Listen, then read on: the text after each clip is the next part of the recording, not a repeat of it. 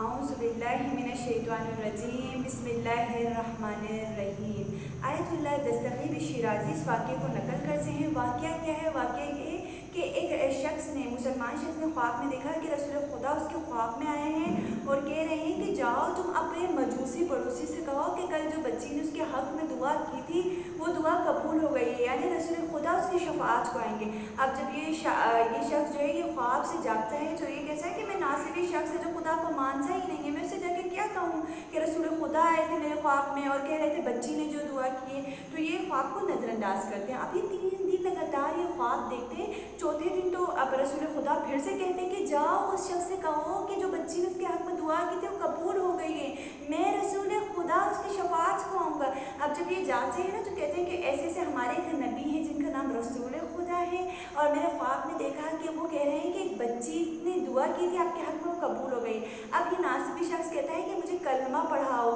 اور یہ بتاتا ہے کہ کل میری بیٹی کی شادی تھی اور میرے گھر میں طرح طرح کے پکوان پک رہے تھے، سامنے گھر میں ایک بیوہ اور اس کی بیٹی رہتی تھی، وہاں کھانوں کی خوشبو جا رہی تھی، تو بچی اپنی ماں سے کہتی ہے کاش ہمیں بھی مل جاتا تھوڑا بہت کھانے کو، تو میں ایک مسلمان کوک ڈھونڈ کے لاتا ہوں کیونکہ میں جانتا ہوں یہ لوگ تو غیر مسلم کے ہاتھ کا کچھ بھی نہیں کھاتے۔ اب میں مسلمان کوک سے کہتا ہوں کہ یہ سب تھوڑا تھوڑا بنائیں، اب وہ بناتا ہے اور میں دیتا ہوں ان کے گھر جا کے، تو وہ بچی کہتی ہے خدا آپ کو میرے رسول خدا کی شفاعت نصیب کرے، یعنی آپ دیکھیں بچے نے ننھے ننھے ہاتھوں کو اٹھا کر دعا کیا اور رسول خدا نے بشارت دی کہ ہم اس کی شفاعت کرنے کو آئیں گے، یعنی آپ دیکھیں میں اور آپ کسی کے لیے کوئی اچھا عمل کریں جو محضر امام میں ہے،